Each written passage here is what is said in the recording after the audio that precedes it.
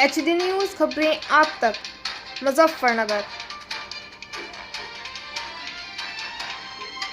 Bharatiya Janata party द्वारा बाबा भीमराव अंबेडकर पखवाड़े के अंतर्गत आज गांधी कॉलोनी स्थित गांधी वाटिका सोसाइटी हॉल में आयोजित भारत रत्न भीमराव अंबेडकर साहब जी के सम्मान समारोह को आयोजित किया गया।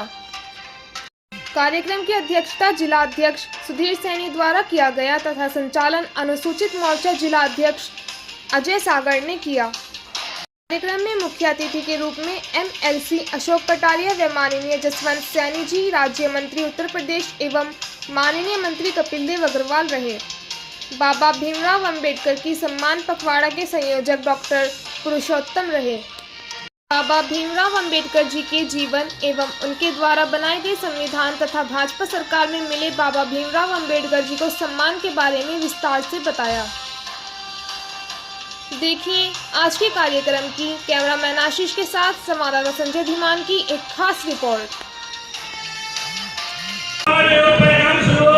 शहीदों की आवाज़ पैगाम सुनो, सर्वधाम से आने वालों अजन्य ऐलान सुनो। मैं कहता हूँ आज लगा लो, मैं कहा अब राज चलेगा, हम चोरेगा, भारत में राज चलेगा, सरकार भ्रष्ट के दौरे कहा। मैं जन से जन पुकार रहा, आजादी के उन दीवानों को वंदे मातरम कहने वाले देशभक्त पर बनो दो। वंदे वंदे वंदे भारत माता की, भारत माता की जय, भारत जय हिंद जय भीम। मैं आप सबका तहे दिल से हार्दिक अभिनंदन और स्वागत करता हूँ। आज बड़ी खुशी हुई कि भारतीय जनता पार्टी के मंच पर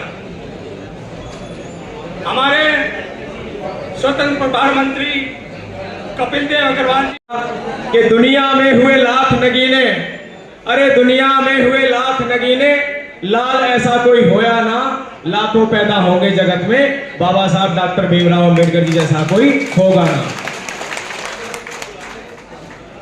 तो डॉक्टर बाबा साहब अंबेडकर जैसे महान महापुरुष हमें सदियों में मिलते हैं, 100-200 साल में एक अवतरण होता है। उनके महान व्यक्तित्व के कारण, उनकी महानता के कारण वो पूजे जाते हैं सदियों तक। देश के लिए अपना समर्पण, अपना योगदान और संविधान जैसा ग्रंथ देकर के उन्होंने हमारे ऊपर बड़ा उपकार किया है और सभी समस्त मानवता के लिए, राष्ट्र के लिए, एकता अखंडता के लिए वो बड़ा काम किया है बड़े स्तर पर। 2014 से देश के प्रधानमंत्री बने, 2017 में आदरणीय मुख्यमंत्री योगी आदित्यनाथ जी को मुख्यमंत्री के रूप में सेवा करने का काम मिला, अवसर मिला। मित्रों, पहले का भी समय है, उसकी चर्चा हमारे अतिथि करेंगे कि कैसे कांग्रेस के समय में लंबे समय तक संविधान निर्माता जिन्होंने अनेक प्रकार का अपमान भी सहा, लेकिन उसके बावजूद समाज को बांटने का काम नहीं किया, समाज में विद्वेष पैदा करने का काम नहीं किया, समाज में तकरार पैदा करने का काम नहीं किया, समाज को लड़ाने का काम नहीं किया। संविधान में सबको समान रूप से व्यवस्था देकर के, समान रूप से अधिकार देकर के वंचितों को, गरीबों को, असहाय लोगों को ऊपर उठाने का काम किया और समाज के प्रत्येक व्यक्ति को समान रूप से अधिकार दिलाया।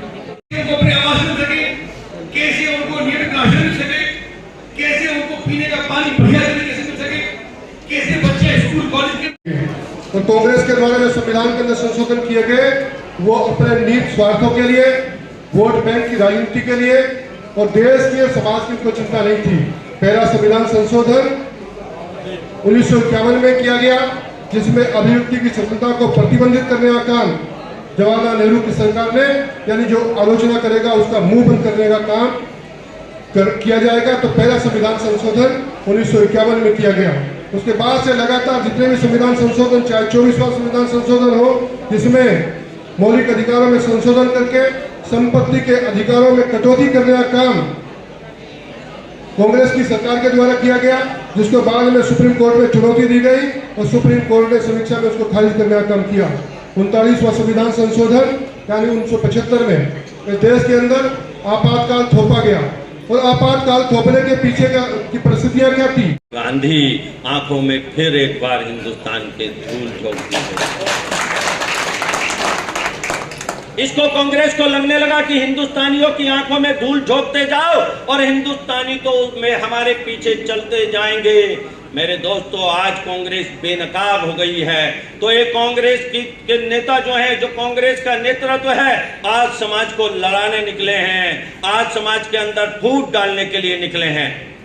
मेरे मित्रों, इनकी फूट से सावधान रहना है। जब से हमारी सरकारें आई, चाहे वो अटल बिहारी वाजपेयी जी के समर्थन की सरकार, जब भारत रत्न दिया गया हो, मेरे बहनों भाइयों, अटल बिहारी वाजपेयी जी की सरकार से लेकर आज नरेंद्र मोदी जी की सरकार केवल और केवल गरीब कल्याण के लिए काम कर रही है। गरीब कल्याण के लिए हिंदुस्तान के खजाने का मुंह खोल रखा है।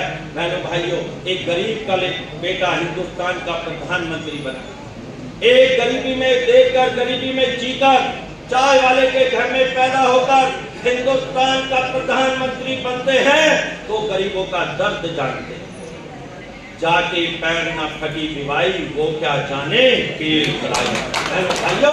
बाबा साहब भीमराव अंबेडकर जी का सम्मान समारोह बिजनौर से बलिया तक, मुजफ्फरनगर से महाराजगंज तक समूचे उत्तर प्रदेश में भारतीय जनता पार्टी कर रही है 15 से 25 तक। उसी के अंतर्गत मेरा भी आना हुआ है। और बाबा साहब अंबेडकर इस देश के अंदर समता, समानता और समान अधिकार की बात करते थे। और भारतीय जनता पार्टी का लक्ष्य भी अंत्योदय है, अंतिम आदमी का उदय। तो बाबा साहब अंबेडकर के सपनों को अगर कोई पूरा कर रहा है तो अंत्योदय के साथ, सबका साथ, सबका विकास के साथ माननीय नरेंद्र मोदी जी कर रहे हैं और भाजपा की सरकारें कर रही है। लगातार जो हिंदुस्तानियों की आंखों में धूल झोंक कर राजनीति करती है, उन्होंने हिंदुस्तान के अंदर हमेशा धूल झोंकी है। हिंदुस्तानियों की आंखों में भारत के तिरंगे के साथ उन्होंने गद्दारी की है, अपना झंडा बना लिया केवल हाथ लगाकर। वो हमेशा हिंदुस्तान की आंखों में धूल झोंकते हैं, भारत में फूट डालो, राज करो की राजनीति चलाना चाहते हैं। अब वो बेनकाब हो चुके हैं। पहलगांव में जो घटना हुई है, ये निहत्थे और निर्दोष भारतीय नागरिकों के साथ, मैं कहना चाहता हूँ, ये कायरता है, कायरता। और इस कायरता का जवाब माननीय प्रधानमंत्री जी ने कह दिया है कि जितनी उन्होंने कल्पना नहीं की होगी, उससे ज़्यादा बड़ा जवाब इनको मिलने वाला है।